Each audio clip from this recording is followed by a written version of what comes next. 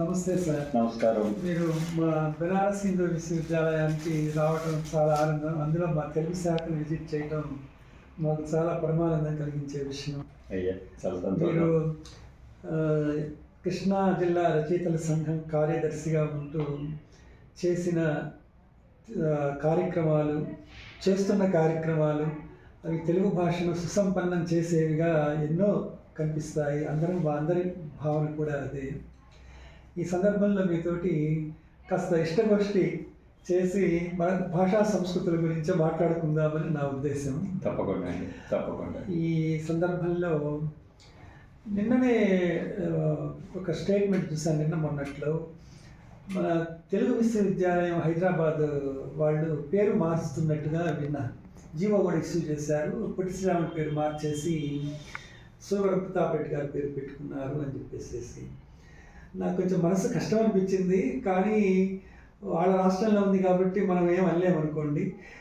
ఈ విషయంపై మీరు ఏమనుకుంటున్నారు? మీ స్పందన ఎలాంటిదో ఒక ప్రస్తావన చేయండి. అంటే రాష్ట్రం రెండుగా విడిపోయింది.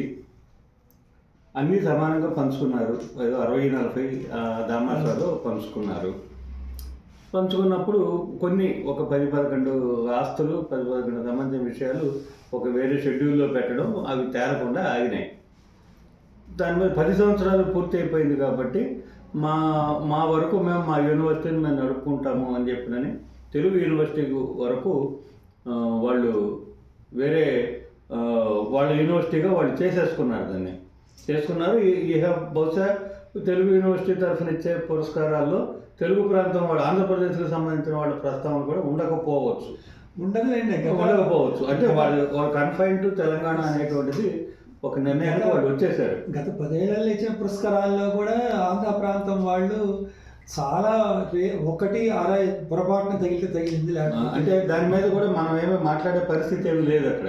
ఎందుకంటే మన ప్రభుత్వం వైపు నుంచి ఏమీ ఇవి లేనప్పుడు, అవి రాజకీయపరమైన నిర్ణయాలు కాబట్టి మన ప్రభుత్వం నుంచి ఎటువంటి చొరవ లేనప్పుడు గత 10 సంవత్సరాల కాలంలోనూ మనం కేవలం వాళ్ళని తప్పుపట్టి కూడా ప్రయోజనం ఏమీ లేదు. అందువలన మనం గత 10 సంవత్సరాల కాలంలో మన ఉనికిని మనం వెతుక్కోవడానికి, మన ఉనికిని మనం కాపాడుకోవడానికి నిజానికి 10 ఏళ్ళు మనకు సరిపోయింది. ఎక్కడ విడిపోయిన తర్వాత మనం విడిపోవడంలోంచి లాభాలను ఏరుకునే ప్రయత్నాలు నిజానికి గత 5 సంవత్సరాల్లో పూర్తిగా గండిపడ్డాయి. అది గండి కొట్టడం అంటే అట్లాంటిది జరిగింది. అందువలన మనకేమీ లాభం జరగదు. సరే, ఇప్పుడు తెలుగు విశ్వవిద్యాలయం, పొట్టి శ్రీరాములు తెలుగు విశ్వవిద్యాలయం అనేది ఆంధ్రప్రదేశ్లో ప్రస్తుతము ఉనికిలో ఉంది. కాబట్టి పొట్టి శ్రీరాములకి తెలుగు విశ్వవిద్యాలయం పరంగా జరిగినటువంటి మనం బాధపడవలసినటువంటి అవమానం ఏమీ లేదు. అందువలన దీని విషయంలో మన వైపు నుంచి రేవంత్ రెడ్డి గారు అసెంబ్లీలో ఇచ్చినటువంటి ప్రకటన టైంలో చాలా మర్యాదపూర్వకంగా మేము ఆయన అంటే ఒక కులపరంగా గానో లేకపోతే ఇంకొక రకంగానో కూడా మాకు ఎటువంటి లేదు, అన్ని గౌరవాలతోనూ అదే పేరుతో ఒక విశ్వవిద్యాలయం ఆంధ్రప్రదేశ్లో నడుస్తోంది. కాబట్టి ఒకే పేరుతో 2 విశ్వవిద్యాలయాలు ఉండటం సాంకేతికంగా ఇబ్బందులు ఉంటాయి కాబట్టి మేము విధిగా పేరు మారుస్తున్నాము అని చెప్పిన ఆయన చెప్పుకోవడం కూడా మర్యాదపూర్వకంగానే ఉందని చెప్పడంలో కూడా సామంజస్యం ఉంది. ఎందుకంటే ఇప్పుడు మనకు రాజమండ్రిలో ప్రాంగణం ఉన్నది, తెలుగు విశ్వవిద్యాలయ ప్రాంగణం. అట్లాగే కూచిపూడిలో ఉన్నది, శ్రీశైలంలో ఉంది. ఇప్పుడు కంబైన్డ్గా ఉన్నా కూడా 10 ఏళ్లలో మన వంతు అక్కడ ఉన్నటువంటి స్టాఫ్ జీతాలు మన గవర్నమెంటే పే చేసింది. మన ఆంధ్ర ప్రాంతం వాళ్ళ జీతాలు మన గవర్నమెంటే పే చేసింది. అట్లాగే మిగిలిన ఎక్స్పెండిచర్లో కూడా ఇన్ టోటల్ ఆ రేషియో ప్రకారంగా ఇచ్చుంటారని నేను అనుకుంటున్నాను. శాలరీస్ అయితే పే చేస్తాను. అంటే ఇప్పుడు ఆ షెడ్యూల్ తేల్చలేదు కాబట్టి ఆస్తుల పంపకం అనేది మాత్రమే ఆగుంది. ఇప్పుడు పొట్టి శ్రీరాములు తెలుగు విశ్వవిద్యాలయం నిర్వీర్యంగా ఉంది. నిర్వీర్యంగా ఉండడానికి మన రాష్ట్ర ప్రభుత్వానికి బాధ్యత, కానీ మన తెలంగాణ ప్రభుత్వాన్ని ఆక్షేపించేది ఏమీ లేదు దీంట్లో. కరెక్టే. ఇప్పుడు చంద్రబాబు నాయుడు గారు లాస్ట్ టైం రూలింగ్లో ఉన్నప్పుడు ప్రభుత్వం చివరిలో తెలుగు విశ్వవిద్యాలయానికి దుర్గా భవాని గారిని మహిళా యూనివర్సిటీ ఆమెను వైస్ ఛాన్సలర్గా కూడా అపాయింట్ చేశారు. తర్వాత నెక్స్ట్ గవర్నమెంట్ మారగానే ఇక రిజైన్ చేశారు. ఆ తర్వాత ఆ ప్రభుత్వం అసలు పట్టించుకోలేదు తెలుగు యూనివర్సిటీ, అసలు అది కోమాలో ఉందా ఎట్లా ఉందని తెలియని పరిస్థితిలో గడిచిపోయింది. అవును. తర్వాత అంబేద్కర్ ఓపెన్ యూనివర్సిటీ పరిస్థితి కూడా అట్లాగే ఉంది. అంబేద్కర్ ఓపెన్ యూనివర్సిటీ కూడా జనరల్గా ఆ యూనివర్సిటీకి ఇన్కమ్ సంపాదించి పెట్టే భాగంలో లైన్ షేరు మన ప్రాంతాన్ని. అయినా సరే దాన్ని బైఫర్కేట్ చేయలేదు. అది అట్లాగే ఇప్పుడున్న పరిస్థితుల్లో 10 ఏళ్ళు వెళ్ళిపోగానే వాళ్ళు మీ వాళ్ళకి అడ్మిషన్లు మేమేమని ఓపెన్గానే చెప్పారు, అట్లాగే చేశారు. ఒక వారం రోజుల క్రితం ఆంధ్రప్రదేశ్ అసెంబ్లీలో మండల బుద్ధప్రసాద్ గారు 3 సంస్థల గురించి ప్రత్యేకంగా ప్రస్తావిస్తూ అద్భుతమైన ప్రసంగం చేశారు. అందులో ఏంటంటే ఆర్కైవ్స్, తర్వాత ప్రాచ్యలిఖిత భాండాగారం, ఇట్లాంటి కొన్ని ఒక 3 సంస్థలు. వీటి సంగతి మీరు తేల్చండి, ఎందుకంటే మన అపురూపమైన సంపద అక్కడ ఉంది. మన సాహిత్యానికి, చరిత్రకు సంబంధించి, మన ఉనికికి సంబంధించి మన అపురూపమైన గ్రంథాలు కొన్ని అక్కడ ఉండిపోయినాయి. మనం తెచ్చుకోవడానికి, వాటిని కాపాడుకోవడానికి మనం వెంటనే మీరు చర్య తీసుకోవాలి అని చెప్పని అసెంబ్లీలో అడిగినప్పుడు విద్యామంత్రి లోకేష్ గారు ఆయన సమాధానం కూడా చాలా సమర్థనీయంగా ఉంది. ఆయన చెప్పింది ఏంటంటే మనకి రావాల్సినవి వచ్చేసినవి మంగళగిరిలో ఉన్నాయని చెప్పారు. ఆయన రాంగ్ ఇన్ఫర్మేషన్ ఇచ్చింటారు. తెలియదు, ఆయన వచ్చినాయని నాకు తెలిసింది, నేను దీని విషయాన్ని పరిశీలి చేస్తాను అని చెప్పినని అన్నాడు. అంటే ఆర్కైవ్స్ నుంచి వచ్చాయి, ప్రాచ్యలిఖిత భాండాగారం నుంచి రాలా. ఎందుకంటే అక్కడ సుబ్బారావు గారు అని చెప్పిన పాలపు సుబ్బారావు గారు ఉన్నారు, అక్కడి నుంచి ఏమీ రాలా. కానీ ఆర్కైవ్స్ నుంచి మన డాక్యుమెంట్స్లో చాలా భాగం వచ్చాయి, చాలా భాగం రావాల్సిన ఉన్నాయి అనేది లోకేష్ గారు చెప్పిన ఇన్ఫర్మేషన్. కానీ అవి ఇక్కడ ప్రిజర్వ్డ్గా లేవు కదా. కాబట్టి ఇక్కడికి వచ్చి ఉపయోగం లేదు. ఆ రోజున మద్రాసు రాష్ట్రంలోంచి ఉమ్మడి ఆంధ్రప్రదేశ్ విడిపోయినప్పుడు ఉమ్మడి మద్రాసు రాష్ట్రంలోంచి అట్టలేని పుస్తకాలు, కొంచెం నలిగిన పుస్తకాలు, చిరిగిన పుస్తకాలు అంటే తీసి పారేశారు. నాకు అది చాలా పెద్దవాడు చెప్పినటువంటి విషయం అనమాట. మనకు ఉన్నటువంటి తెలుగు పుస్తకాలలో మద్రాసు ఆర్కైవ్స్ నుంచి తెలుగు రికార్డ్స్, బ్రిటిష్ రికార్డ్స్లో తెలుగు ప్రాంతానికి సంబంధించిన రికార్డ్స్ కొన్ని ఇంటాక్ట్గా ఉన్నవి మాత్రమే వచ్చినాయి. చాలా భాగం అక్కడే వదిలేసేసి అది వాళ్ళు ఇచ్చి ఇవ్వడంలో మన వాళ్ళని కాదు ఆక్షేపించాల్సింది. మన వాళ్ళు అట్టడం తీసి పక్కన పెట్టి మంచివి తీసుకొచ్చుకున్నారు.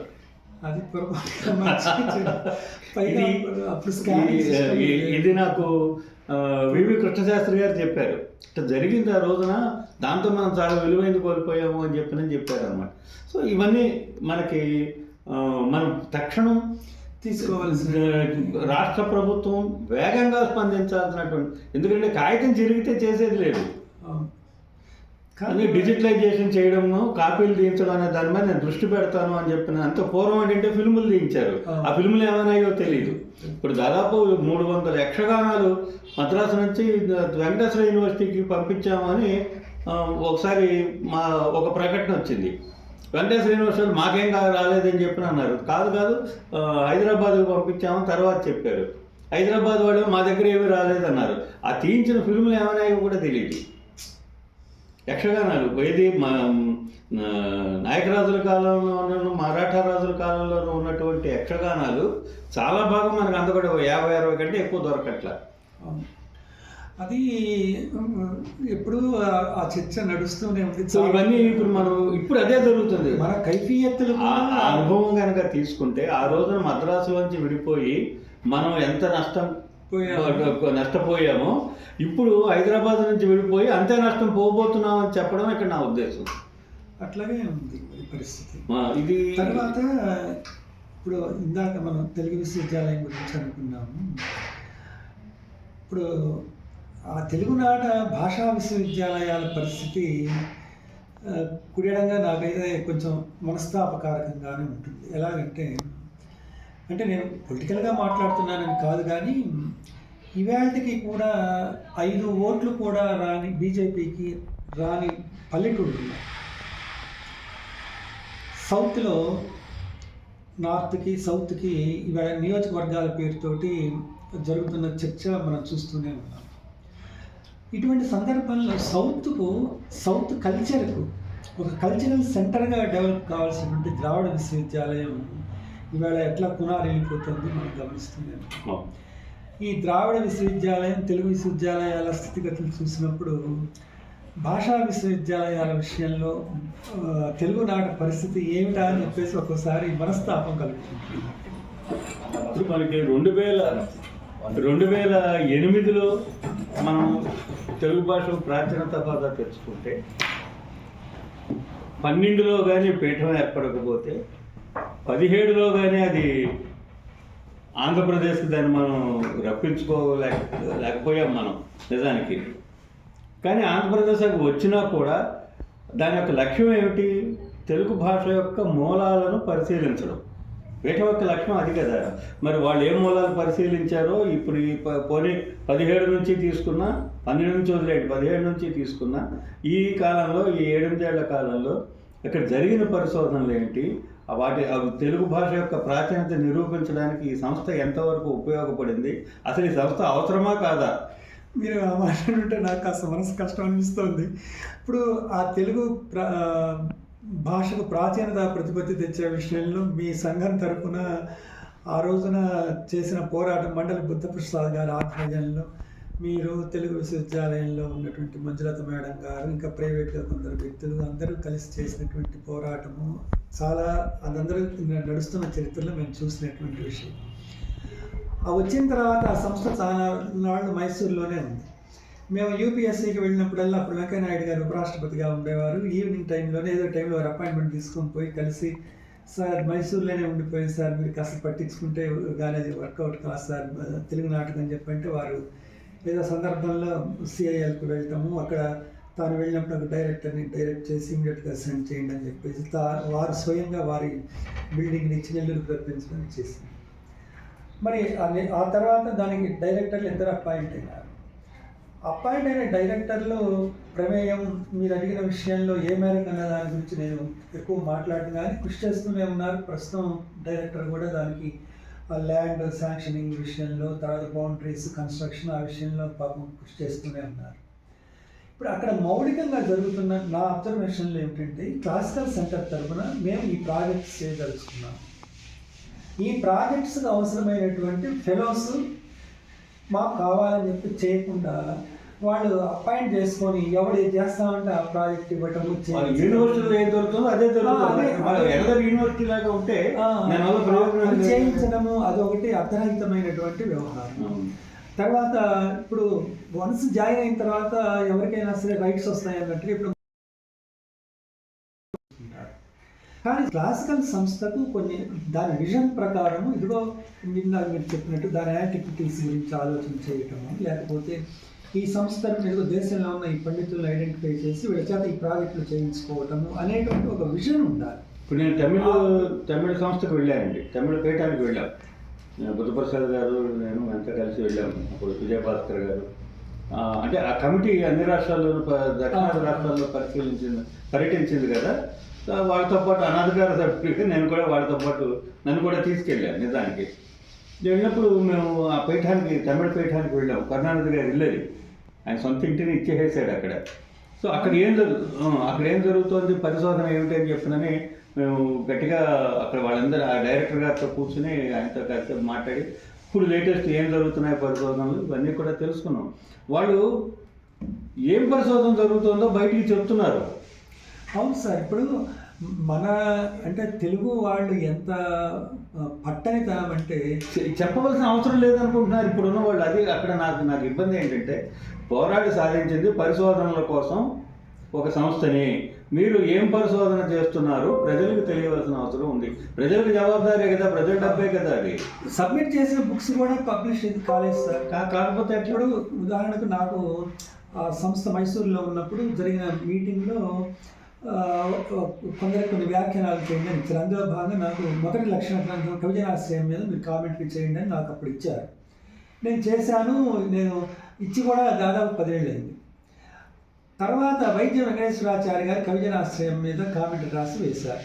ఈ రోజు వరకు నేను ఇచ్చిన కామెంటరీ బయటకు రాలేదు. రేపు పొద్దున బయటకు వచ్చినా కూడా దాని రెలవెన్స్ ఏముంటుంది, బయట జనం ఏమనుకుంటారు.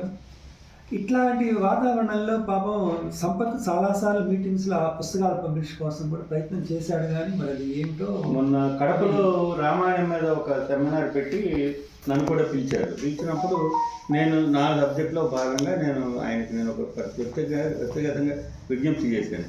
ఎందుకంటే జూమ్ మీటింగ్స్లో కానీ లేకపోతే టెక్నాలజీని ఉపయోగించుకోవడంలో కానీ సంపత్ గారు ఒక విధంగా దాదాపు బిగినర్స్లో ఒకడు. అందువలన మీకు దీంట్లో పరిజ్ఞానం ఉంది కాబట్టి అసలు మీ సంస్థకి సంబంధించి ముందు ఒక వెబ్సైట్ లాంచ్ చేయండి. ఇంకా ఏం పరిశోధనలు జరుగుతున్నాయి ఎంతవరకు వచ్చింది, కనీసం అబ్స్ట్రాక్ట్లు, కనీసం పరిచయాలు, ఇగో దీని మీద ఇక్కడ జరుగుతుంది లేకపోతే ఇంత జరిగింది మీరు మీ వెబ్సైట్లో పెట్టండి. పెట్టకపోతే మీరు యూనివర్సిటీ లాగా ఉండకూడదు. యూనివర్సిటీల హక్కులు అవి, బట్ మీది అది కాదు, మీది పరిశోధనా సంస్థ. దానికి వచ్చిన సమస్య ఏమిటంటే వాళ్ళకు అటానమీ లేకపోవటం ఒకటి, వీళ్ళేమో డిపెండెన్స్ అంతా కూడా ఒక సిఐఎల్ నుంచి అప్రూవల్ తెచ్చుకోవాలి, ప్రధాని డైరెక్టర్ అనుమతి, అట్లాగా నానా అవస్థలు పడుతుంది. మీరు పత్రిక పెట్టండి, ఆన్లైన్ పత్రిక నడపండి, ఖర్చు లేని పనే కదా. ఆ పత్రిక అంటే గుర్తుకొచ్చింది. ఆ పత్రిక ఫస్ట్ ఇష్యూ తీయబోయే ముందు నన్ను ఒక వ్యాసం అడిగారు సార్. అడిగితే తెలుగు సాహిత్యంలో కవి సమయాలని చెప్పేసి ఒక వ్యాసం ఏదో నేను రాసి పంపించాను. ఆ ఫస్ట్ ఇష్యూ వచ్చింది, తర్వాత మళ్ళీ ఇష్యూనే రాలేదట. ఇంతవరకు నా వ్యాసం కూడా రాలేదు. ఆ ఫస్ట్ ఇచ్చిన అంటే అది కూడా పాత డైరెక్టర్ గారి కాలంలో ఫస్ట్లో జరిగింది. అట్లాగా అర్ధరహితంగా ఉన్నది. తర్వాత ఇంకొక విషయము, చంద్రబాబు నాయుడు గారి గవర్నమెంట్లో లాస్ట్ టైం ఉన్నప్పుడు ఈ చివరిలో ప్రాధికార సంస్థ మీద చాలా ఎక్సర్సైజ్ నడిచింది. అప్పుడు బుద్ధప్రసాద్ గారు కూడా బాగా లీడ్ తీసుకొని సమావేశాలు నిర్వహించి పబ్లిక్ ఒపీనియన్స్ కలెక్ట్ చేయడం అంతా చేశారు. అప్పుడు జియో కూడా ఇష్యూ చేసినట్టు నాకు జ్ఞాపకం. తర్వాత ఏమైంది దాని గురించి అన్నారు? ఖచ్చితంగా దాని మీద నేను చెప్పాలి. ఆ రోజున బుద్ధప్రసాద్ గారి అభ్యర్థన మేరకే అసలు తెలుగు భాషను అభివృద్ధి చేయడానికి ఏం చేయాలో మాకు సూచించండి అంటూ ఒక 5గురితో ఒక సంఘాన్ని వేశారు. 5గురు సంఘంలో ఎవరెవరంటే బుద్ధప్రసాద్ గారు ఉన్నారు, తర్వాత ఏమో కల్చరల్ డైరెక్టర్ విజయభాస్కర్ ఉన్నారు, తర్వాత ఏమో పరకాల్ గారు ఉన్నారు, తర్వాత అప్పటి కల్చరల్ సెక్రటరీ నాగులపల్లి శ్రీకాంత్ గారు ఉన్నారు. వీళ్ళతో కమిటీ వేశారు. ఈ కమిటీ అప్పుడు ఏంటంటే గతంలో 1984లో ఆంధ్రప్రదేశ్ సాహిత్య అకాడమీలో నేను ఎలక్టెడ్ మెంబర్ని. అప్పుడు ఎన్నికల్లో పోటీ చేసి గెలిచాను. అంటే బెదవాడ గోపాలరెడ్డి గారు, ఆ తర్వాత రామానుజరావు గారు ఉన్న సాహిత్య అకాడమీ కాలం నాటి మనిషిని నేను. అందువల్ల నాకు దీంట్లో బాగా అనుభవం ఉంది కాబట్టి, వీళ్ళందరితో పరిజ్ఞానం ఉంది కాబట్టి నన్ను కూడా వాళ్ళు ఎక్కడెక్కడికి వెళ్ళినా ప్రతి చోటకి నన్ను కూడా తీసుకెళ్ళారు. అంటే అనధికారికంగానే వెళ్ళాం, అఫిషియల్ ఇది కాదు. వెళ్ళినప్పుడు కేరళ వెళ్ళాం. కేరళలో త్రిశూర్, అన్ని అకాడమీలు త్రిశూర్లో ఉన్నాయి కేరళలో. అదొక కల్చరల్ సెంటర్ వాళ్ళకి త్రిశూర్. అక్కడ చాలా అద్భుతం అనమాట వాళ్ళు పనిచేస్తున్నటువంటి తీరు అవి. కానీ అలాగే అక్కడ శాస్త్రజ్ఞ పరిషత్ అని చెప్పినాం, సైన్స్ ఇది. వాళ్ళు ఏ పుస్తకం వేసినా మినిమం 5,000 కాపీలు వేస్తారట. ఇక్కడ మనం 500 వేయడానికి భయపడుతున్నాం. అయ్యో, ఇప్పుడు అసలు 50 కాపీలు వేసి లోపల పెట్టుకుంటున్నాం. సో అక్కడ 5,000 కాపీలు ముందు మినిమం వేస్తారట. అది మళ్ళీ 2వ సంవత్సరం 2వ ప్రింట్ వేయాల్సిందే. అట్లా అక్కడ నడుస్తుంది. సో తమిళనాడులోకి వచ్చేసరికి ప్రాధికార సంస్థతో పాటు తమిళనాడులో ఇది ఈ ఎలక్ట్రానిక్ సాంకేతిక పరిజ్ఞానంతో వర్చువల్ అకాడమీ ఉంది, Tamil virtual academy. So Tamil virtual అకాడమీకి వెళ్ళి చూసాం. కర్ణాటకలో కూడా ఇట్లాంటిది కర్ణాటకలో కూడా ఉంది. ఈ తమిళ్ వర్చువల్ అకాడమీలో వాళ్ళు ఏం చేస్తున్నారంటే ఇతర భాషీయులకి, ఇతర దేశాల్లో ఉన్నటువంటి తమిళం రాని తమిళులకి, తమిళం నేర్చుకోవాలనుకున్నటువంటి ఇతర దేశీయులకి తమిళం నేర్పడం ఈ ఆన్లైన్ సోర్సెస్ ద్వారా ఈ తమిళ వర్చువల్ అకాడమీ చేస్తున్నటువంటి పని. సో ఇవన్నీ స్టడీ చేసిన తర్వాత విజయభాస్కర్ గారు, నా సహకారం కూడా ఉంది, సహకారంతో విజయభాస్కర్ గారు చక్కగా నివేదిక తయారు చేశాడు. దాన్ని బుద్ధప్రసాద్ గారు ప్రభుత్వానికి అందజేశారు. దాని ప్రకారం చేసినటువంటి తీర్మానాలు ఏమిటంటే దాంట్లో సూచించిన విషయాలు, ఒకటి, అధికార భాషా సంఘం ఇంకా అవసరం లేదు. అంటే దానికి అధికారాలు లేనటువంటి భాషా సంఘం అయిపోయింది అది. అందువలన పనిష్మెంట్ ఇచ్చేటువంటి ఎవరన్నా తెలుగు భాషకు ఏదన్నా లోపం జరిగితే వాడికి అక్కడికక్కడ వాడికి ఫైన్ వేసేటువంటి అధికారం కలిగిన ఒక సంస్థ ఉండాలి అని కన్నడ ప్రాధికార సంస్థ యొక్క గైడ్ లైన్స్లో అది ఎలా నడుస్తుందో చూసి దాని ప్రకారం ఈ తెలుగు భాషా ప్రాధికార సంస్థ ఏర్పాటు ప్లాన్ చేశారు. దాన్ని సూచించి అందులో 8 అకాడమీలని దానికి అనుబంధంగా ప్రతిపాదించారు. ఈ 8 అకాడమీలు మామూలు సంగీత అకాడమీ, నాటక అకాడమీ, సాహిత్య అకాడమీ, లలిత కళా అకాడమీ ఇవన్నీ ఉన్నాయి. ఇవి కాక గ్రామీణ వృత్తులకు సంబంధించి ఒక అకాడమీని సజెస్ట్ చేశారు. దృశ్య కళల academy, visual arts, any design. ఇప్పుడు మనం ఈవెన్ ఇంటీరియర్ డెకరేషన్ డిజైనింగ్ కూడా దాని కిందకు వస్తుంది మేడం. సో విజువల్ ఆర్ట్స్కి సంబంధించినటువంటి అకాడమీ ఒక దాన్ని ఇది నాగులపల్లి శ్రీకాంత్ గారు అప్పుడు సజెస్ట్ చేసేవారు. ఎందుకంటే కొండలు తయారు చేసేవాళ్ళు ఉన్నారు. ఇప్పుడు మనకు నిజానికి సౌత్ కొరియా కొండలు ప్లేట్లు ప్లాస్టిక్ వీటి మీద అదే పెంగాణి వాటి మీద డిజైన్లు అవి చేస్తుంటుంది చూస్తారా. South Korea world domination. చైనీ ఈ కంట్రీస్ అన్నీ కూడా అందులో చాలా బాగా అభివృద్ధి చెందాయి. మనకు కూడా అంత సోర్సెస్ ఉన్నాయి, కానీ మనం ఇంటర్నేషనల్ మార్కెట్కి వెళ్ళలేకపోతున్నాం.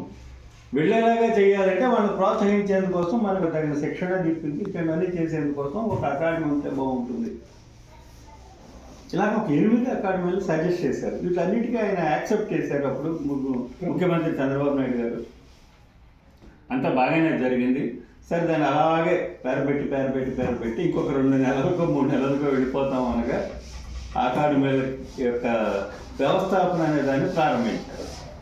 సో సాహిత్య అకాడమీ కొలకలూరు రినాక్ గారి అధ్యక్షతను పెట్టారు. పాపం పెట్టిన 2 నెలలకో 3 నెలలకో ఎలక్షన్ కోడ్ వచ్చేసింది. ఇక ఆ తర్వాత జరిగిన పరిణామాలు మనందరికీ తెలుస్తుంది. కాబట్టి భాషా ప్రాధికారిక సంస్థ జీవో ఇష్యూ అయింది. దానికి ఒక స్పెషల్ ఆఫీసర్ని వేశారు, లక్ష్మీ కుమార్ గారని. తర్వాత విజయభాస్కర్ గారు వెళ్ళిపోయిన తర్వాత ఆవిడే డైరెక్టర్గా కూడా కొనసాగారు, లక్ష్మీ కుమార్ గారు. సో ఆవిడ దీనికోసం స్పెషల్ ఆఫీసర్గా చాలా కాలం దాదాపు 1.5 సంవత్సరాల పాటు ఆవిడ స్పెషల్ ఆఫీసర్గా కూడా ఉన్నారు ఇది తెలుగు భాష ప్రాధికారిక సంస్థకి. కానీ ఆ సంస్థను ఏర్పాటు చేయలేదు. తర్వాత ప్రభుత్వం ఏం చేసింది, అసలు తెలుగు భాషా ప్రాధికార సంస్థను పక్కన పెట్టేసి అధికార భాషా సంఘం చైర్మన్ మాత్రమే అపాయింట్ చేశారు. చేసినప్పుడు ఒక 2 ఏళ్ళు అలా గడిచింది. 2 ఏళ్ళు గడిచాక ఈ తెలుగు భాషలో కోర్టుకు వెళ్ళినటువంటి డాక్టర్ గారు, ఏలూరు డాక్టర్ గారు, ఆయన ఏం చేశారంటే భాషా ప్రాధికార సంస్థ గవర్నర్ సంతకంతో అయిపోయినటువంటి సంస్థ దాన్ని ఏం చేశారు అని చెప్పదని వెంటనే దీని మీద చెప్పమని చెప్పని కోర్టుకు వెళ్ళాడు. కోర్టు వెంటనే నోటీస్ ఇచ్చింది. కోర్టు నోటీస్ ఇవ్వగానే అప్పుడు ఆ టైంకి అధికార భాషా సంఘం చైర్మన్గా ఉన్నటువంటి లక్ష్మీప్రసాద్ గారు అమెరికాలో రెస్ట్ తీసుకుంటున్నారు. ఆయన తీవ్రమైన అనారోగ్యం చేసి అప్పుడు అమెరికాలో ఉన్నారు. ప్రభుత్వం ఏం చేసింది, ఆయనే అధికార భాషా సంఘం చైర్మన్తో పాటు ఈ భాషా ప్రాధికార సంస్థకు కూడా ఆయనే చైర్మన్ అని చెప్పారని ప్రకటించేసి చేతులు. సో మేము చైర్మన్ వేశాము. అదే కోర్టు అడిగింది, ఏం చర్య తీసుకున్నారు అని అడిగింది. చైర్మన్ వేశాము.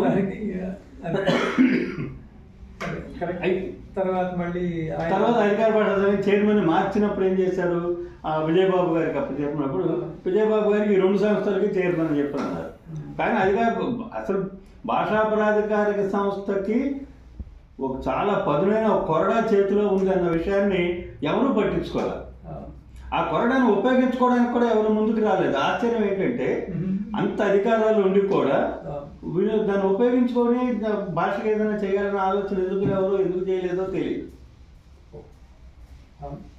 సో ఇప్పుడు మనం సరే గత వెళ్ళిపోయిన నీళ్ళ గురించి మనం బాధపడకపోయి లేదు కదా. ఇప్పుడు మనం జరగవలసింది ఏమిటంటే తక్షణం ప్రభుత్వం భాషా ప్రాధికార సంస్థను ఏర్పాటు చేస్తే భాషపరంగా ప్రభుత్వపరంగా భాష కోసం ఏ చర్యలు ఏ కోణంలో దేని గురించి చర్యలు తీసుకోవాలన్నా దాని గురించి మాట్లాడే హక్కు అధికారం భాషా ప్రాధికారిక సంస్థకు ఉంటాయి. ఇప్పుడు సాహిత్య అకాడమీ ఒకటి పెట్టి కూర్చున్నారు అనుకోండి, విద్యకు సంబంధించినటువంటి అంశాలు మాట్లాడేందుకు సాహిత్య అకాడమీకి అవకాశం ఉండదు. అంతే, అది మళ్ళీ ఎడ్యుకేషన్ డిపార్ట్మెంట్. అందుకని అకాడమీలన్నీ కూడా భాషా ప్రాధికార సంస్థ పరిధిలో ఉంచి దీనికి అదనపు బాధ్యతలు, విధులు, అధికారాలు ఇవ్వడం ద్వారా భాష మొత్తం అంత సింగిల్ వీడియోగా భాష మొత్తం భాషా ప్రాధికారిక సంస్థకు కనుక అప్పచెబితే అన్ని కోణాల్లోంచి కూడా దీని మీద మనం మాట్లాడేందుకు కానీ, దాని ప్రభుత్వంతో దాని మీద చర్చించడానికి కానీ, ప్రభుత్వాన్ని ఒప్పించడానికి కానీ అది మంచి ఆలోచన, మంచి సంస్థ అది జరగాలి. సో ఇప్పుడు మనం ఫస్ట్ జరగవలసింది భాషా ప్రాధికారిక సంస్థ ఏర్పాటు జరగాలి. దానికి కూడా రాజనీతిజ్ఞుడైన వ్యక్తి చైర్మన్గా పెట్టాలన్నారు. కానీ వచ్చిన సమస్య అదే. ఇప్పుడు ప్రభుత్వం ఇట్లాంటివన్నీ కూడా డ్వాక్రా మహిళల్ని తీసుకొచ్చి పెడితే పొలిటికల్ అన్ఎంప్లాయ్మెంట్ లాగా పునరావాస కేంద్రంగా మారకుండా చూడాలి. అది కాస్త యోగ్యుడైనటువంటి వాడు, భాష మీద అవగాహన ఉన్నవాళ్ళు ఇట్లాంటి వాళ్ళని పెడితే బాగుంటుంది. ఆ మధ్య ఒకసారి, అంటే నేను ఈ మాట అంటున్నందుకు వారి కోపం వస్తుందేమో, గ్రూప్స్లో ఒకసారి అధికార భాషా సంఘం చైర్మన్గా జొన్నవెత్తుల రామలింగేశ్వరరావుని ఉంచితే ఎలా ఉంటుందని ఎవడో ఒక కామెంట్ పెట్టాడు. పెడితే వెంటనే ఎవడో ఒకటి పెట్టాడు, ఎందుకు పాటలు పాడటానికి అని చెప్పేసి పెట్టాడు వెంటనే మెసేజ్. ఇట్లాగా మనం ఏదో ఎవరో ఒకటి ముఖ్యంగా ఈ అన్నిటి మీద అవగాహన ఉండాలి. అందులో ఇవాళ గ్లోబల్ సినేరియోలో లాంగ్వేజ్ మెకనైజ్ అవుతున్న కాలంలో ఇంటర్నేషనల్ స్ట్రేచర్ తోటి ప్రతి వాళ్ళు కూడా ఇంటర్నేషనల్ గ్లోబల్ థింకింగ్తో ఉన్న సమయంలో భాషను నవీకరణ చేస్తూ గ్లోబల్ స్టేటస్తో ఆలోచించే వ్యక్తిత్వం ఉండాలి. భాష మీద అవగాహన ఉన్నవాడు కావాలి.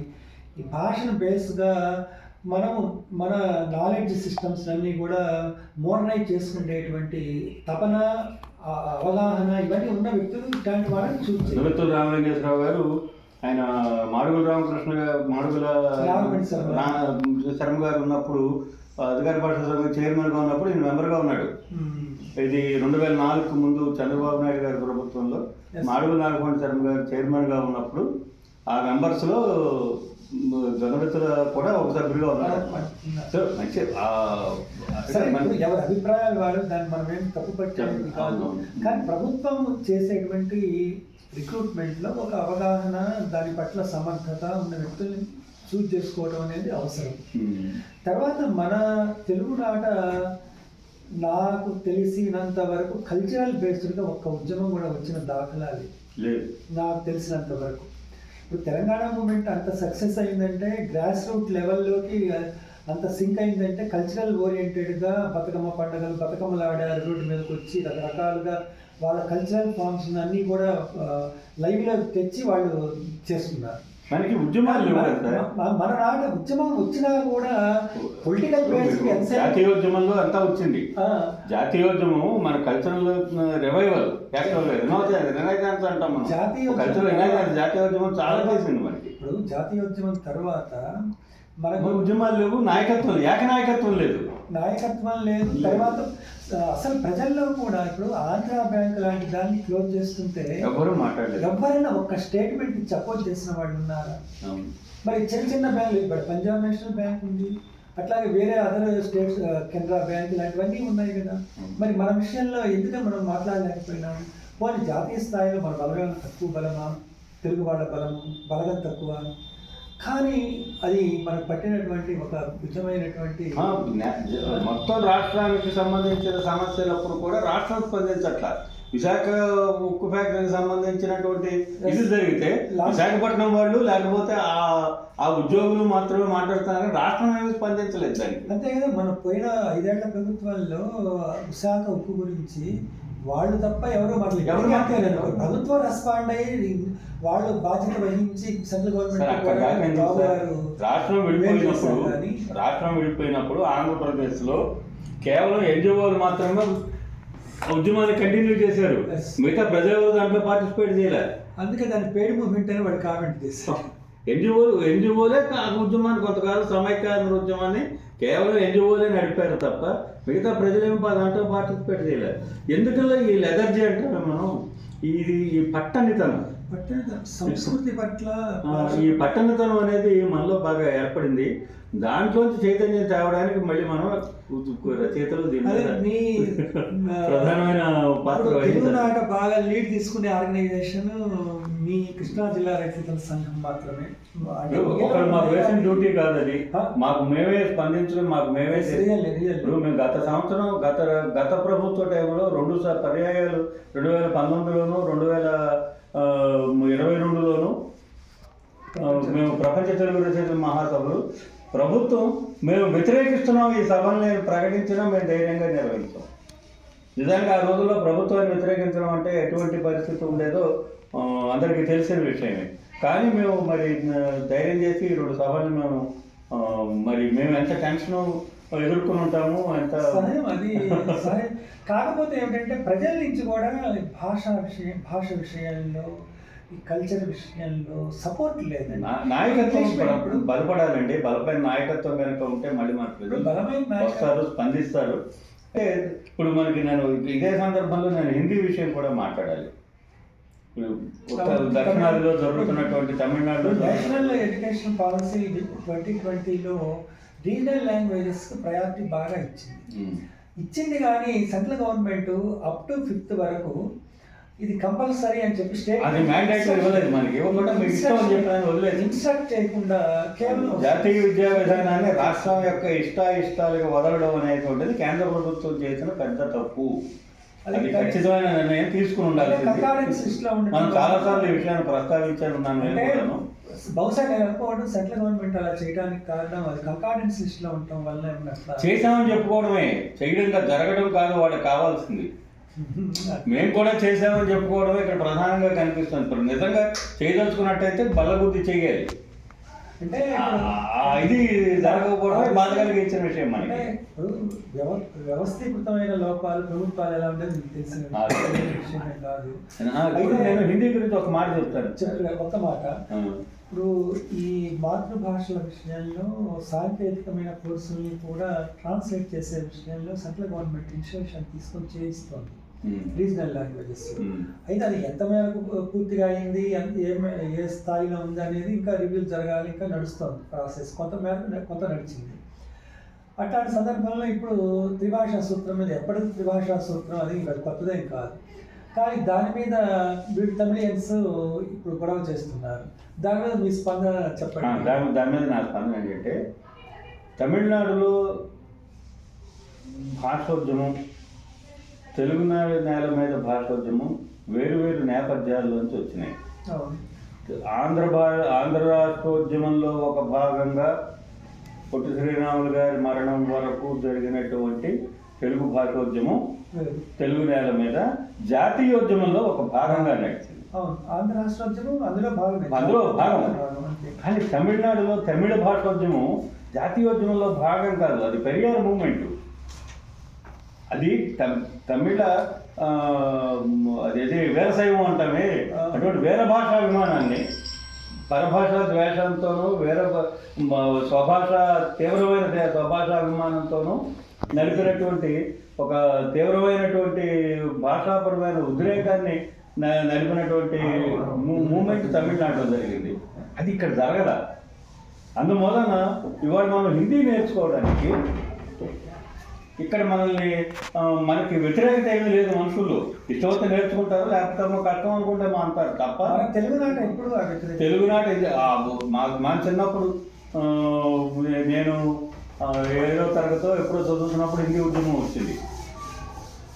ఆ హిందీ ఉద్యమం వచ్చినప్పుడు కూడా ఏదో చిన్నపిల్లలం కాబట్టి కేకి గంతులు వేసుకుంటాము తప్ప అది పొలిటికల్లీ మోటివేటెడే తప్ప నిజంగా ప్రజల్లో హిందీ పట్ల ఇక్కడ వ్యతిరేకత ఏమీ లేదు. మేము కూడా ప్రాథమిక మాధ్యమిక రాష్ట్ర భాష దక్షిణ భారత హిందీ ప్రచారం అడిగా కూర్చొని ఆడపిల్లల్లో చాలా మంది హిందీ ఇచ్చారు. హిందీ టీచర్లు అయిన వాళ్ళు హిందీ టీచర్ నిజంగానే. కాబట్టి ఇక్కడ హిందీకి అంత తీవ్రమైన వ్యతిరేకత హిందీ ఉద్యమం ఇక్కడ తమిళనాడు ఎంత ప్రయత్నం చేసినా రాదు. పైపెచ్చు మనం ఇవాళ తమిళుల ఆధ్వర్యంలో తమిళుల నాయకత్వంలో కనుక మనం వెళ్ళే ప్రయత్నం చేస్తే ఒకసారి పొట్టి శ్రీరాములు గారికి ముందు ఏం జరిగిందో అటువంటి పరిస్థితుల పునరావృతం అవుతాయి తప్ప ఇప్పటికి కూడా తెలుగు భాషకు తమిళుల వల్ల అన్యాయమే జరుగుతుంది కానీ న్యాయం జరగదు. తెలుగు భాషకు తమిళనాడు వల్ల తమిళుల వల్ల తెలుగు భాషకు అన్యాయమే జరుగుతుంది కానీ న్యాయం జరగట్లేదు.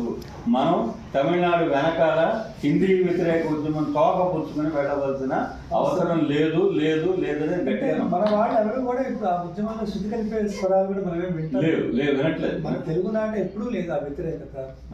మన వాళ్ళు అంటే పొలిటికల్ గా తెలంగాణ వైపు కొంత ఉండదు, కానీ తెలంగాణలో హిందీ చల్తా హై. మనం నేర్చుకోవాలి హిందీ, అక్కడ నేర్చుకోవక్కర్లా.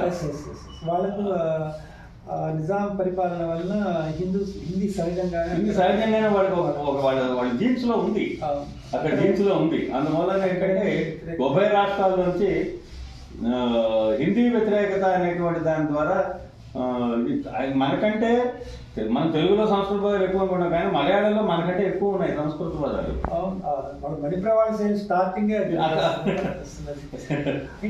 అందువల్ల ఆ విషయంలో తమిళనాడుకి మనం ఏమీ మద్దతు ఇవ్వాల్సిన అవసరం లేదని నేను అనుకుంటాను. ఫైనల్గా చివరిగా మనము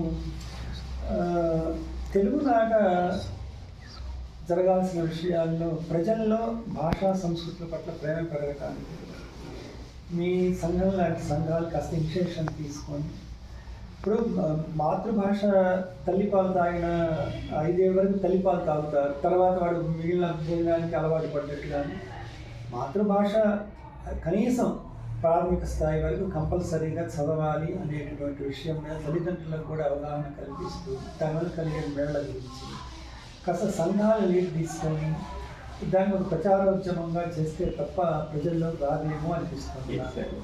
ఎందుకంటే పబ్లిక్ ఏమనుకుంటుందంటే ఇప్పుడు మన ఇళ్లలో పనిచేసే పని మనుషులే ఉండాలనుకోండి, పని వాళ్ళని తక్కువ చేసి మాట్లాడటం కాదు. మన పిల్లలు చదువుకొని కాస్త మంచి ఉన్నత ఉద్యోగాల్లో వేరు ప్రాంతాల్లో స్థిరపడటం చూసి మన పిల్లలు కూడా వాళ్ళ పిల్లల్లాగా ఉండాలని కోరుకోవడం సహజం. ఆ కోరుకోవడంలో కూడా వాళ్ళ పిల్లలు ఇంగ్లీష్ మీడియంలో చదవడం వల్లనే అట్లా అయ్యారు అనేటువంటి ఒక భ్రమలో బతుకుతున్నారు. ఈ భ్రమ అది భ్రమేను, అది వాస్తవం కాదు అనేటువంటి ఒక ఫీలింగ్ మనం కలిగించేలాగా ప్రజల్లో ఒక చైతన్యం తీసుకురావటానికి ఇది ఒక పార్శ్వం సార్. ఏ తల్లిదండ్రులైనా మా పిల్లలకి తెలుగు చెప్పకండి అని అడిగారు ఆ ప్రభుత్వాన్ని అడగటం కాదు, అంటే ప్రభుత్వం అది చెప్పింది. మా తల్లిదండ్రులు తెలుగు నేర్పద్దంటున్నారు, తెలుగు వద్దంటున్నారు అని చెప్పి కదా. వాళ్ళ స్టాటిస్టిక్స్ ఏంటంటే ఎక్కువ మంది పిల్లలు కాన్వెంట్లకు ఇంగ్లీష్ మీడియం స్కూళ్ళకు అట్రాక్ట్ అయ్యి అది చేస్తున్నారు. మనం అడిగింది ఏమిటి? ప్రాథమిక విద్య వరకు తెలుగు మాధ్యమం కొనసాగించండి. అదే కేవలం ప్రభుత్వ స్కూళ్ళలోనే కాకుండా ప్రైవేట్ మన ప్రపంచ తెలుగు మహాసభల్లో ప్రైవేట్ విద్యా సంస్థల్లో కూడా ఇది ఉండాలి అని స్పష్టంగా అండర్లైన్ చేసి నేనే ప్రతిపాదించాను. రిజర్వేషన్స్ లో మీరు క్లియర్గా అండర్లైన్ చేసి ప్రైవేట్ విద్యా సంస్థల్లో కూడా ప్రాథమిక విద్య వరకు తెలుగు కొనసాగించండి. మాధ్యమిక విద్యలో రెండు భాషల్ని 3 భాషల్ని కూడా చక్కగా హై స్కూల్ వరకు నేర్పండి. పై విద్య మీకు మేము అసలు మాట్లాడము, మీరు ఎటైనా చేయండి, కానీ తెలుగు ఒక సబ్జెక్టుగా కొనసాగించండి. ఇది మనం అడిగింది. ఇందులో మీ పిల్లలు చదువుకోవడం, మీ పిల్లల్ని ఇంగ్లీష్ మీడియం చదివిస్తారా, మా పిల్లలు మాత్రమే తెలుగు మీడియం, ఇవన్నీ అసలే మీరు మా వాళ్ళు లేదు. మా పిల్లలకి తెలుగు నేర్పండి అని అడుగుతున్నాం మనం. అడుగుతున్నాం. అయితే పబ్లిక్లో ఈ డిస్ట్రిబ్యూషన్ అది కేవలం ఒక వ్యతిరేక భావజాలాన్ని కొంతమంది కావాలని క్రియేట్ చేస్తున్నారు. మనం చాలా స్పష్టంగా అసలు భాషోద్యమం యొక్క లక్ష్యము ప్రాథమిక విద్య తెలుగులో చెప్పండి వరకు మాత్రమే. మిగతా వాటి గురించి మనం మిగతా తెలుగు సబ్జెక్టుగా కొనసాగించండి. మనం హై స్కూల్ విద్యని తెలుగు మీడియంలో చెప్పమని ఎక్కడా అడగలేదు. ప్రాథమిక విద్య అది యునెస్కో ఒప్పుకున్నది. అది ఇవాళ వీళ్ళెవరు మాట్లాడటానికి ఆ విషయం మీద మనం అనుకున్నట్టు సెంట్రల్ గవర్నమెంట్ క్లియర్ డైరెక్షన్ ఇచ్చుంటే ఇంత నాన్సెన్స్ ఉండేది సార్. జాతీయ విద్యా విధానాన్ని ఇంప్లిమెంట్ ఇవన్నీ వద్దండి, జాతీయ విద్యా విధానాన్ని యథాతథంగా అమలు చేయండి. ఆ మాట అనడానికి డిమాండ్ అదే. ఈ మన చర్చ యొక్క సారాంశం ఏంటంటే జాతీయ విద్యా విధానాన్ని రాష్ట్ర ప్రభుత్వం యథాతథంగా అమలు చేయవలసిందిగా కోరుతున్నాం. Thank you sir. మంచి విలువైనటువంటి విషయాల్ని భాషా విషయంగా మనం చర్చ చేసుకున్నాము.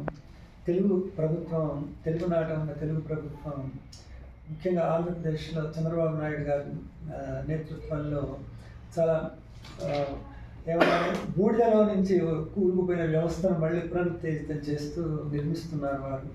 అట్లాగే ఈ భాషా సంస్కృతుల విషయంలో కూడా వారు మంచి ఆలోచనలు చేసి మళ్ళీ బుద్ధప్రసాద్ గారు లాంటి నిపుణుల నేతృత్వంలో భాషా సంస్కృతులకు పూర్వ వైభవం రావాలని నేను కోరుకుంటూ చక్కని చర్చాగోష్ఠికి మీరు అవకాశం ఇచ్చినందుకు ధన్యవాదాలు తెలియజేస్తూ సెలవు. మీరు అన్నది నిజం.